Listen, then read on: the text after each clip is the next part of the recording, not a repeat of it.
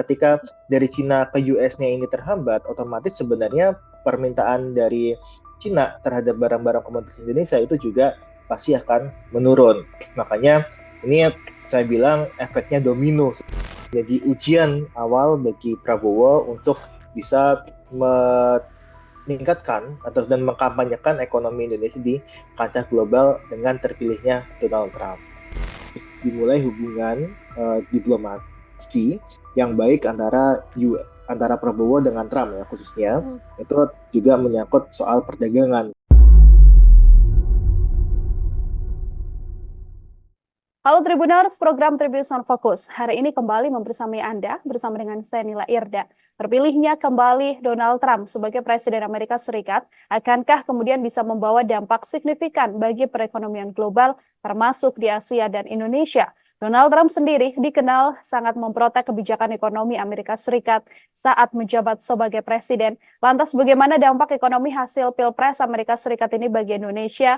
Dan apa kemudian tantangan terbesar yang dihadapi Presiden Prabowo Subianto dalam menstabilkan ekonomi global? Saya akan membahasnya hari ini bersama dengan Direktur Ekonomi Selios. Ada Mas Nailul Huda sudah tersambung melalui sambungan Zoom bersama dengan saya. Mas Huda, selamat siang. Terima kasih banyak sudah bergabung.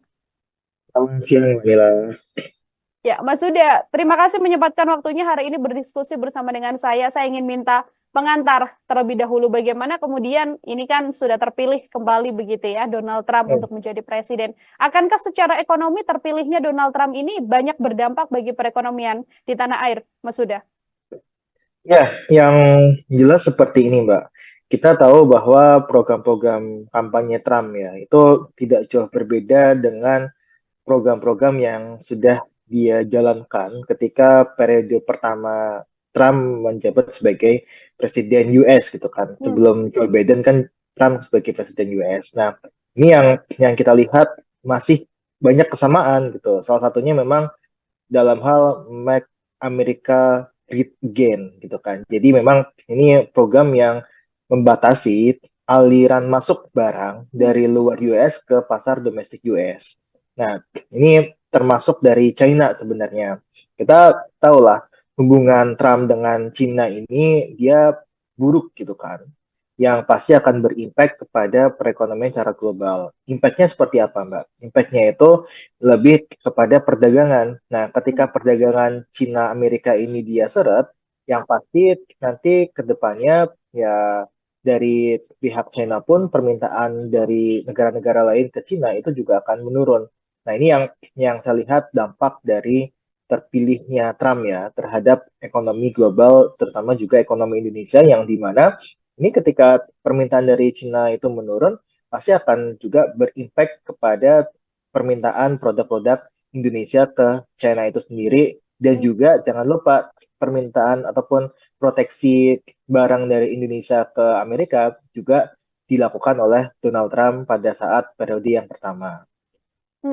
Ini artinya kan kalau kita melihat Mas Huda kiblat kebijakan ekonomi dan perdagangan Indonesia sendiri kan juga lebih mengarah ke Cina begitu ya. Apakah kemudian ini secara signifikan besar untuk bisa menggoyang kebijakan perdagangan di Indonesia juga, Mas? Ya, kalau kita lihat Mbak, sebenarnya memang pada saat ini perdagangan Indonesia ke Cina itu memang paling besar gitu kan. Nah, kemudian kita juga mempunyai pangsa pasar juga di Amerika juga gitu kan. Di US juga kita US itu termasuk salah satu mitra dagang tradisional Indonesia lah Ya. sebenarnya. Nah, ini yang kita lihat pasti akan berdampak ketika ini Trump membatasi aliran masuk barang dari Cina ke Amerika gitu. Karena apa? Karena ya pasti kan ketika Cina ini memproduksi sebuah barang, dia membutuhkan barang-barang komoditas untuk sebagai bahan bakunya. Misalkan kalau kita lihat mungkin nanti akan menurun adalah dari sisi untuk CPO-nya. CPO bisa turun karena itu diproduksi di Cina, kemudian dari Cina itu akan dikirimkan kepada US. Nah, ketika dari Cina ke US-nya ini terhambat, otomatis sebenarnya permintaan dari Cina terhadap barang-barang komoditas Indonesia itu juga pasti akan menurun. Makanya ini saya bilang efeknya domino sebenarnya Mhm. dari penutupan ataupun pembatasan barang-barang yang dari Cina masuk ke US. Nah, ini yang saya bilang efek domino dari terpilihnya Donald Trump terhadap ekonomi Indonesia. Nah, bagaimana dengan perdagangan Indonesia gitu? Ini juga bisa terancam juga secara langsung sebenarnya, Mbak. Kita tahu bahwa US itu sebagai pasar utama tekstil dari Indonesia gitu. Jadi kita banyak sebenarnya mengekspor produk-produk tekstil itu ke Amerika sana. Nah, ini dengan adanya kebijakan Trump yang memang mengedepankan American First gitu kan. Ini yang akhirnya banyak membuat ya nanti barang-barang dari Indonesia akan lebih sulit masuk untuk ke pasar domestik US-nya. Nah, ini yang saya rasa akan menjadi hambatan gitu kan bagi perdagangan global. Nah, impact-nya ke ekonomi Indonesia tentu dari sisi ekspor, kemudian dari sisi permintaan dari Cina sendiri itu akan menurun yang akan membuat pertumbuhan ekonomi kita akan semakin tertekan. Nah, ini pasti Prabowo kan juga bisa dibilang kan concern ya terhadap Ya. ekonomi global, perdagangan global dan sebagainya. Nah, saya rasa sih tantangannya di situ untuk menjadi ujian awal bagi Prabowo untuk bisa meningkatkan atau dan mengkampanyekan ekonomi Indonesia di kancah global dengan terpilihnya Donald Trump. Mhm. Ini catatannya yang paling terdampak dari sektor ekonomi di tanah air, artinya bagaimana kemudian perjalanan ekspor impor ya, Mas Suda Hmm. ya, untuk kemudian efek domino yang terjadi setelah terpilihnya Donald Trump sebagai presiden. Kan ini sebelumnya sudah menjadi presiden, dan sekarang terpilih kembali. Kalau Mas sudah melihatnya secara garis besar, bagaimana kebijakan ekonomi yang dibuat oleh Donald Trump akan sama, Mas, sesuai dengan apa yang sudah dijalankan ketika menjadi presiden saat itu? Ya, kalau kita lihat Mbak, pada saat awal ya, Donald Trump itu menjabat tahun 2016, 17, 18, hingga tahun 2020 ya, kalau saya nggak salah ingat gitu kan, kalau saya nggak salah ingat tahunnya. Nah, ketika itu kan Donald Trump itu memang mengkampanyekan untuk tadi memproteksi barang-barang dalam negerinya dengan cara memberikan tarif yang tinggi terhadap barang-barang dari Cina, barang-barang dari luar dan sebagainya, dan juga ini membuat tadi juga mengedepankan perusahaan pajak ya, pajak perusahaan di Amerika juga turun tuh dari 35 ke 21% nggak salah. Dan kemudian tahun depan itu diprediksi turun dari 21% ke 15%. Jadi memang kebijakan dari Donald Trump itu akan mengarah kepada industri dalam negerinya. Nah, bagaimana nih Donald Trump itu mengedepankan industri dalam negeri gitu kan?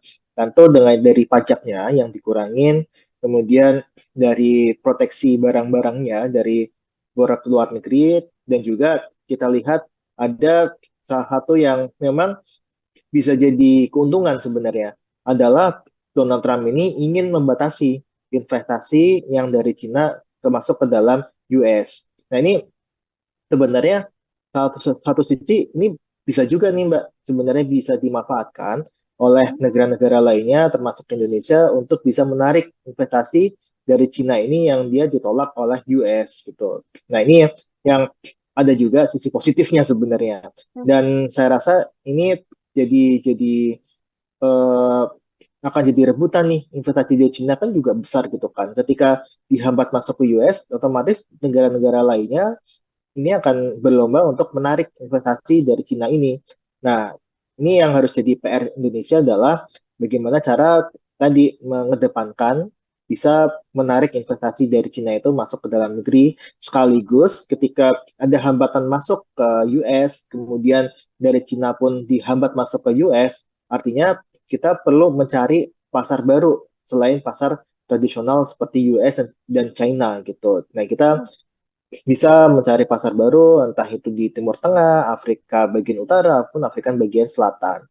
Jadi ini saya rasa tantangan-tantangan yang memang harus diadres nih sama Prabowo ke depannya. Karena kalau kita lihat Prabowo sendiri kan ya dia ketika berkunjung selalu berkunjung ke luar negeri ya. Ketika itu pasti menjalin kerjasama dengan negara lain gitu kan. Dan memang kalau saya rasa kedekatan Prabowo dengan Cina pun kan sudah terjalin cukup lama ya.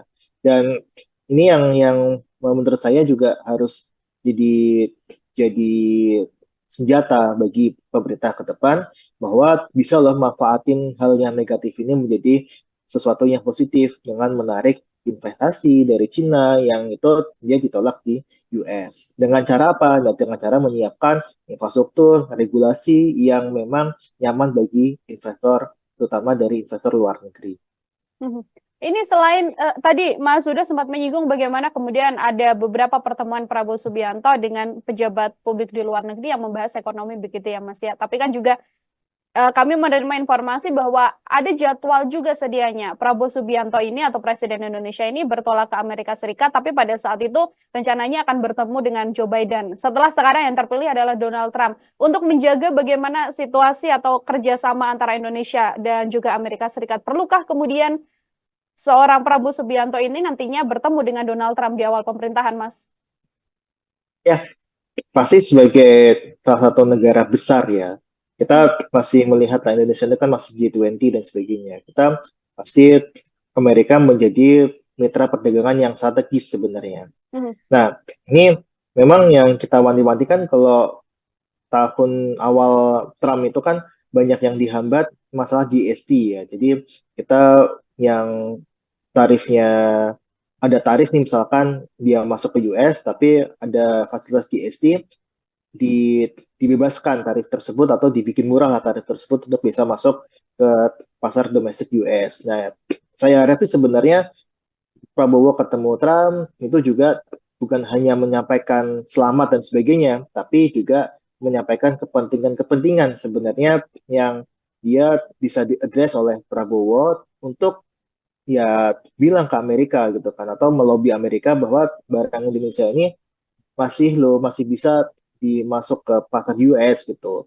Dan saya rasa ini ya lobbying Prabowo kan juga ya Prabowo selama ini kan terkenal di forum internasional dan sebagainya yang saya rasa itu ya bisa jadi senjata juga bagi Prabowo untuk bisa bernegosiasi lah sebenarnya kepada Trump untuk tidak menjegal masuknya produk-produk dari Indonesia ke pasar domestik US. Dan ini yang saya rasa ya ketika ya nggak apa ketemu Joe Biden gitu kan atau ketemu Kamala Harris juga nggak masalah. Tapi yang jelas ini harus dimulai hubungan diplomasi yang baik antara Prabowo dengan Trump ya khususnya Hmm. itu juga menyangkut soal perdagangan gitu. Jangan sampai ini diterapkan dan saya rasa sih juga akan menerapkan merata ya kepada negara lainnya, tapi saya harap sebenarnya ya Indonesia punya pengecualian lah untuk dia bisa masuk ke dalam pasar domestik US. Hmm. Untuk Indonesia sendiri, Mas Zuda, ini kan bagaimana kemudian nantinya Indonesia bisa menempatkan diri begitu ya dalam kebijakan ekonomi Indonesia juga bisa diterima oleh luar negeri juga, kemudian bisa menyesuaikan lah bagaimana kebijakan-kebijakan yang mungkin diberlakukan oleh Amerika Serikat nantinya. Ya, tentu ini akan jadi titik strategisnya adalah memilih koalisi sebenarnya, Mbak. Hmm. Kita tahu bahwa Indonesia ini masih menjalin hubungan yang baik juga untuk koalisi BRICS ya. Kita Ya. tahu beberapa waktu yang lalu ada wacana untuk Indonesia untuk gabung ke BRICS dan sebagainya. Nah, tentu ini akan jadi daya tawar juga nih bagi Indonesia dan juga ditekanan juga bisa ditekan oleh US untuk tidak gabung ke BRICS gitu, tapi gabung ke ya aliansi yang dibangun oleh bloknya Amerika Serikat. Karena kalau saya lihat Mbak, ini memang Trump ini dia berusaha untuk membuat blok-blok perdagangan yang mereka bilang ya pasti akan menguntungkan US gitu kan. Nah, memang tandingannya adalah BRICS itu, di mana ada Brazil, ada Rusia, ada India, ada Cina, ada South Africa. Nah, ini kan jadi tandingan bagi hegemoni koalisi negara Barat. Nah, ini yang saya rasa terus ada istilahnya lobbying dan diplomasi secara bilateral dengan Amerika bahwa ya tadi walaupun Indonesia menjalin ke semua negara ya karena kan kita nggak menganut ke blok ya blok Hmm. ya kita nggak condong ke suatu blok lah tapi yang jelas adalah ini juga pertarungan nih sebenarnya bagi Indonesia untuk bisa ya menjalin hubungan yang baik dengan Amerika, tapi juga bisa tidak mengendurkan kerjasama dengan negara-negara anggota BRICS gitu. Nah ini yang nanti kedepannya pasti akan percaturan dunia akan mengarahnya ke sana gitu. Karena Indonesia dengan kekuatan ekonomi yang saat ini menjadi salah satu pasar yang potensial sebenarnya bagi investor, bagi barang dan sebagainya yang mana Indonesia dianggap salah satu negara yang potensial dalam hal pasar maupun investasi. Nah, kemudian ini yang harus dilihat juga adalah ketika diplomasi dengan US gitu kan. Ini ya tadi ketika dia bangun ke BRICS harus juga membangun hubungan baik ke koalisi lainnya yang saya rasa ini akan jadi tantangan dari pemerintahan Prabowo kelak gitu kan bahwa ya mereka harus bisa menjalin hubungan baik di semua koalisi ekonomi global gitu. Tapi ya lagi-lagi itu akan berpengaruh juga kepada tidak akan seerat lah ketika kita memilih salah satu blok. Tapi kita bisa berharap menguntungkan keduanya dan juga menguntungkan dari Indonesia. Itu akan menjadi PR besar bagi Presiden Prabowo Subianto ya, Mas Suda ya, untuk Ya, melihat bagaimana situasi ekonomi di dunia atau ekonomi global begitu. Kemudian yang juga menjadi tantangan terbesar bagi ekonomi di tanah air, apa yang sedianya harus dimaksimalkan begitu, Mas Suda, oleh pemerintah dengan situasi ekonomi global setelah terpilihnya Donald Trump ini sebagai presiden? ya. Yang pertama seperti ini, Mbak. Yang kita harus optimalkan adalah kebijakan fiskal. Nah, kebijakan fiskal ini kan sangat berpengaruh terhadap konsumsi domestik. Nah, ini yang kita lihat sebenarnya ketika ada kebijakan ekspor yang dihambat oleh negara lain dan juga bisa dihambat ya terhambat lah oleh Hmm. kebijakan negara lain terhadap kebijakan negara lainnya, artinya Indonesia perlu menguatkan sektor dalam negerinya. Itu yang paling utama. Dan kita harus menjaga daya beli masyarakat karena konsumsi rumah tangga itu 50% terhadap PDB gitu. Nah, yang kedua adalah kita untuk bisa meningkatkan ekspor itu harus mencari pasar non-tradisional seperti US dan China yang saya rasa itu bisa digantikan oleh negara lainnya. Dan ini kita perlu kerjasama dengan beberapa negara-negara yang dia mungkin dari Timur Tengah atau Afrika Utara ataupun Afrika bagian selatan. Jadi kita membuka untuk pasar baru selain US dan China. Nah, yang kedua dari sisi moneter, ini kita akan juga menghadapi tantangan yang cukup besar sebenarnya Mbak. Jadi kalau Mbak Nila, kalau kita lihat sebenarnya kebijakan Trump ini kan hampir sama ya dengan kebijakan periode pertama dia gitu kan. Nah, ketika Trump ini dia menggenjot dalam negerinya dengan berbagai insentif pajak, kemudian kita lihat dari sisi produsen dalam negeri atau institusi dalam negeri US sana itu diberikan insentif dan sebagainya, yang terjadi adalah tingkat inflasi itu cukup tinggi. Nah, inflasi ketika zamannya Trump itu cukup meningkat. Nah, ini diantisipasi sama The Fed adalah kenaikan suku bunganya. Jadi pada saat itu kita lihat juga suku bunga The Fed itu juga meningkat. Artinya apa? Artinya ini jadi tantangan nih bagi negara-negara lain ketika suku bunga The Fed itu naik, artinya ada kenaikan juga dari suku bunga dari bank-bank sentral negara lain. Seperti contohnya Bank Indonesia tuh. Bank Indonesia pasti akan juga mengikuti dari arah suku bunga The Fed-nya. Nah, yang terjadi apa? Yang terjadi adalah tadi suku bunga itu tinggi, kemudian yang terjadi adalah pertumbuhan ekonomi di Indonesia itu akan terhambat karena investasi akan berkurang dan sebagainya. Nah, ini yang saya rasa jadi tantangan juga di sektor moneter bahwa kita harus menguatkan terlebih dahulu devisa negara. Devisa negara kita diperkuat di istilahnya ketika ada suku bunga The Fed itu naik, rupiah itu turun, moneter kita sudah siap untuk mengantisipasi hal tersebut. Makanya memang Pak Peri Warjio kan menyampaikan kan bahwa keterpilihnya Donald Trump itu bisa membuat rupiah itu melemah gitu. Nah, Hmm. bagaimana caranya nih ketika rupiah melemah dan sebagainya, Bank Indonesia itu siap untuk instrumen moneternya, di mana mereka bisa mengintervensi pasar sehingga rupiah itu nggak jatuh terlalu dalam.